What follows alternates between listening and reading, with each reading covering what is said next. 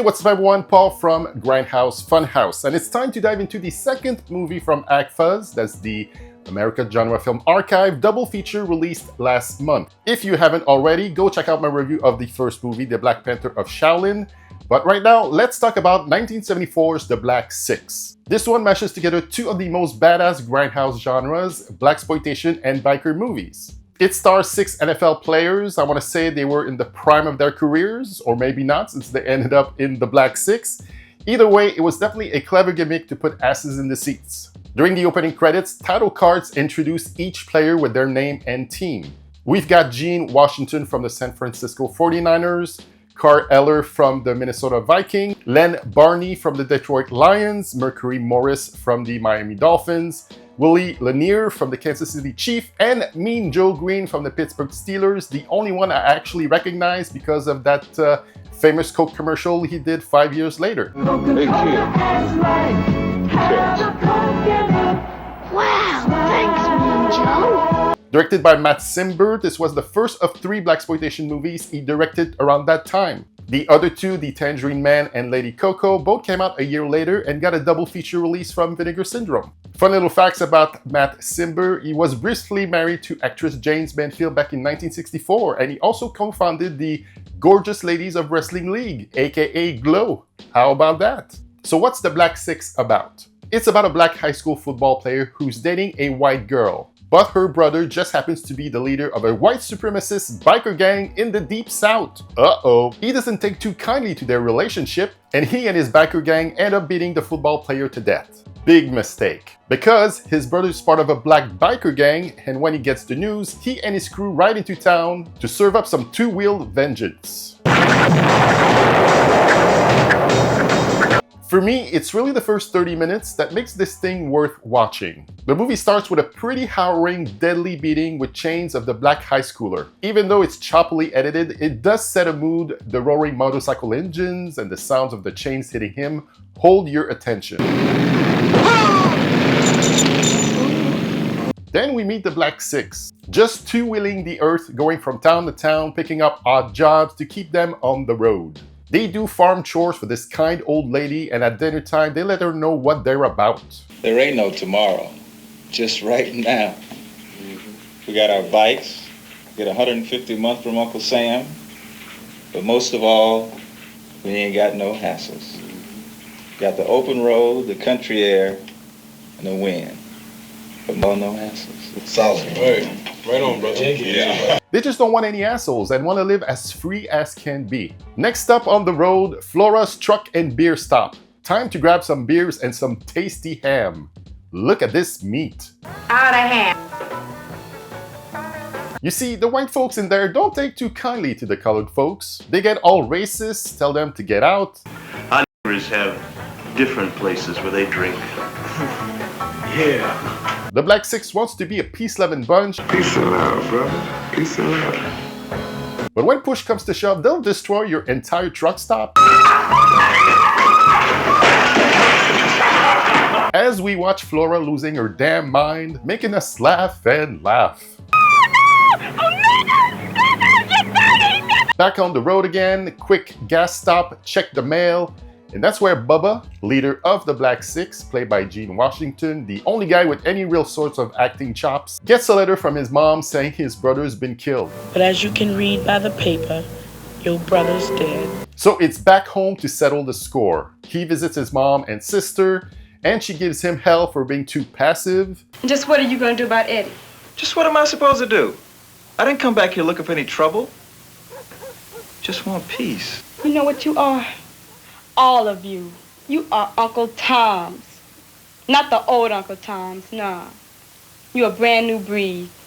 And if you keep looking the other way long enough, you know what you're gonna see? Nothing. And that's like super beautiful because there's nothing else for you to do but go right on. The acting here is clunky, sure, but it hits the point. The rest of the 6 stay behind while Bubba starts investigating. He talks to his old football coach, goes to the police station, no help there, obviously. Then there's this old hangout where a funny old drunk gives him the skinny on who did it. Damn white motorcycle bikers got him. Sure in hell. You know, everybody around here just can't say so. Find out who that white trash brush your brother was running around with. You'll find out who killed your brother. It wouldn't be a Blaxploitation movie without a pool hall scene, so Bubba talks to a pimp while looking for his old girlfriend, and she shows up mostly as an excuse to shoehorn some nudity to the proceedings. What the hell's going on here? Who the hell are you? You. Get your clothes and get out. She helps him track down his brother's girlfriend, which leads him and us to her brother that orchestrated the death of his brother. Brother? What's wrong? Nothing! He bothering you? Will you please forget it? Man, I was born with a problem. Forget it! That sets up the final showdown for the remaining 20 minutes of the movie. The ending doesn't make a bit of sense. The action's all over the place, lots of explosions, chains being flung around, fists flying, loud motorcycles, and dead bikers everywhere. We can't even tell who's who or if any of the Black Six were killed. No cops in sight. It's just a free-for-all until we get that end title card.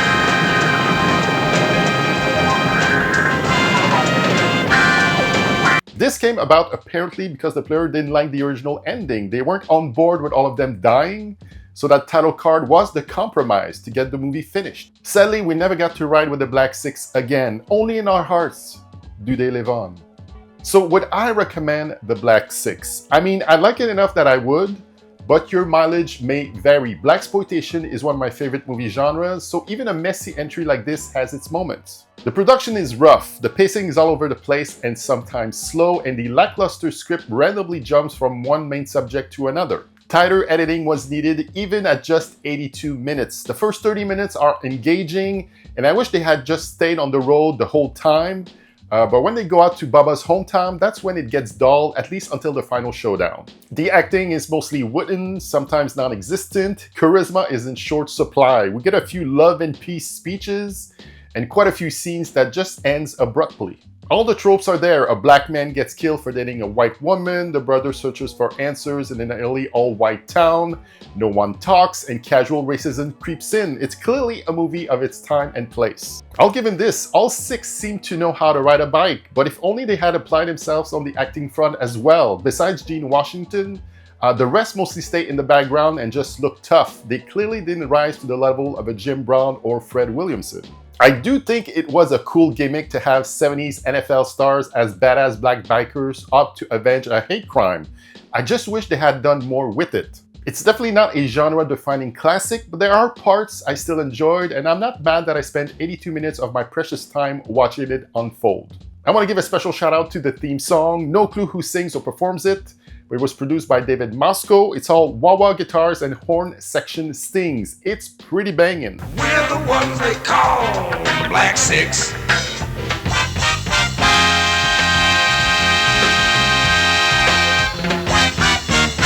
Like I said in my Black Panther of Shaolin review, this ACFA Blu-ray print wasn't restored at all. It looks old and dusty, but honestly, totally watchable, way better than the Black Panther of Shaolin print. Yeah, there are missing frames and we don't even get the full credits at the end, but hey, it's a miracle this print survived at all, so let's count our blessings. Sadly, there are no special features for the Black Six. Those were saved for Black Panther of Shaolin. Right now, you can stream it on Tubi, and I'll leave the link in the description below. So this was my take on the Black Six. If you like this, please give it a thumbs up so I can get more visibility out there. Subscribe if you haven't, that does help too. Drop your thoughts on the Black Six in the comments and tell me what's your favorite 70s biker flick. Which one should I ride with next? As always, thanks for watching, and I'll say to you, ciao bye for now. Peace and love, brother. Peace and love.